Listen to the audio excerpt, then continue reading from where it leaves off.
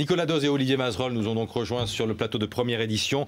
Nicolas, je vais commencer avec vous. François Hollande a dit dimanche au Bourget, mon seul ennemi, c'est la finance. Est-ce que dans le programme chiffré que nous dévoilent ce matin nos confrères du Parisien aujourd'hui en France, la finance est dans la ligne de mire? Absolument. Il y a trois choses. La mise en place en France du Glass-Steagall Act, c'est-à-dire la séparation des banques purement d'affaires, de marché, si vous voulez, et des banques de dépôt, les banques de clientèle. Ouais.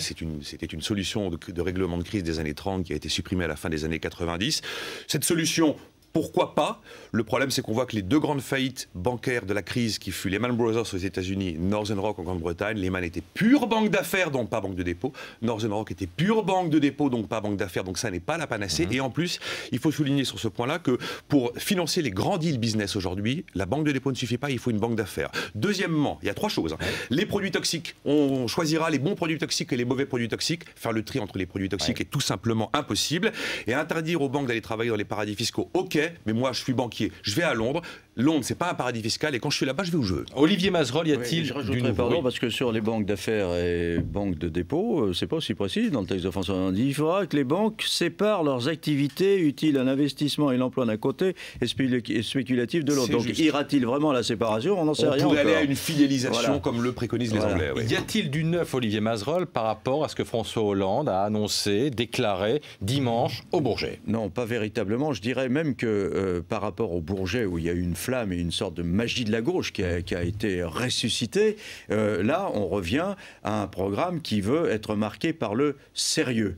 C'est-à-dire qu'il y a un décalage, par exemple, sérieux avec le programme du PS sur un certain nombre de points? Oui, ben, il y a eu, on l'a évoqué tout à l'heure, les 300 000 emplois jeunes, ils sont plus que 150 000. Alors, il veut manifester son sérieux, c'est incontestable, et d'ailleurs, c'est normal, et d'ailleurs, ça peut attirer comme ça énormément d'électeurs qui se situent plus au centre. Simplement, c'est vrai que d'abord, ça peut décevoir un peu certains électeurs de gauche, et puis, il manque encore des précisions que l'on aura peut-être ce matin, où se place réellement le curseur sur la fiscalité, tel qu'on le lit dans le projet. Là, on ne peut pas dire que ce soit un grand bouleversement, parce que taxer les revenus par part de plus de 150 000 euros, franchement, ça ne va pas concerner énormément de gens. En revanche, la fusion de la CSG, il faut voir comment elle se fait, sur quelle progressivité, à quelle allure et à partir de quel niveau elle se fait. Rien sur le SMIC, Nicolas Doz. Et il y a un élément, je crois, qui est important, c'est l'hypothèse de croissance sur laquelle est établi ce programme.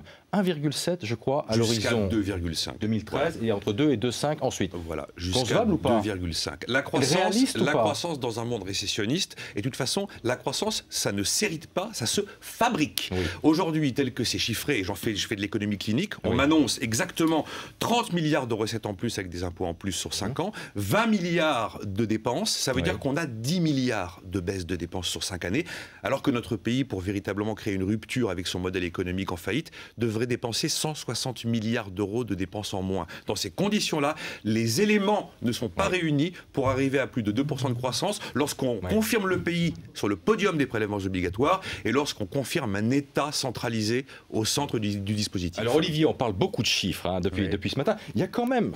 on a lu... C'est crucial. Hein. Oui, d'autant que François Hollande dit qu'il veut rétablir les comptes en 2017. Donc il va bien falloir qu'il nous dise ce matin où il fait des économies, les rentrées fiscales supplémentaires, ça ne suffit pas. Il y a des engagements de société quand même. 25% de logements sociaux dans les communes et mixité sociale. Oui. Une loi sanctionnant le non-respect de l'égalité professionnelle salariale homme-femme. Ça parle beaucoup, ça, aux électeurs. Oui, mais enfin, ça a été déjà dit 25 000 fois, ça. Bon, donc l'essentiel, ce sont les chiffres, c'est ce que vous dites. Attendez, dans les intentions, il y a des choses extrêmement intéressantes et précises. Fin du délit de faciès, etc. Mais comment on fait? Voilà, c'est ça qu'on a envie de savoir. Le commentaire, votre commentaire des téléspectateurs de première édition sur notre compte Twitter. Pascal. Les avis sont assez partagés ce matin, Christophe. Vous connaissez l'adresse BFM TV Mathilda. Les voici, ces avis. Peu de chances que ces propositions soient appliquées, même si le candidat est élu. Comment allier grosses dépenses et un retour à l'équilibre en 2007? C'est la question qui est posée. la crédibilité. Et là, autre réaction donc sur BFM TV Matinale. Vous pouvez continuer à nous envoyer vos avis, Christophe. C'est dans ce contexte, Olivier, que François Hollande continue de progresser dans les sondages, avec 2 réserves quand même. Le président de la République n'est pas encore en campagne et on attend son intervention donc dimanche. Forte progression dans la dernière enquête CSA pour BFM TV, RMC et 20 minutes. Oui, alors ça c'est la magie du Bourget dont on parlait. François Hollande gagne 2 points au premier tour, Nicolas Sarkozy en perd 1. Résultat, la différence est de 6 points, ce qui est extrêmement important. Jamais on a vu à 87 jours de l'arrivée un président de la République sortant être précédé par son challenger et pas précédé de peu, parce que si on regarde le deuxième tour, l'écart est de nouveau considérable, 60-40, c'est-à-dire que François Hollande est pratiquement au niveau auquel il se trouvait au moment des primaires. Et en plus, si on regarde les pronostics, y compris chez ceux qui disent être prêts à voter pour Nicolas Sarkozy, il n'y a plus que 23% de Français pour croire que Nicolas Sarkozy puisse être réélu. Puis je dirais qu'au-delà du programme de François Hollande dont on a parlé tout à l'heure, son meilleur atout, c'est peut-être encore, malheureusement d'ailleurs, les chiffres du chômage qui sont en croissance constante. À quelles conditions Nicolas Sarkozy, qui interviendra dimanche, notamment sur BFM TV, et qui aura François Hollande face à lui, à quelles conditions peut-il retourner la situation ?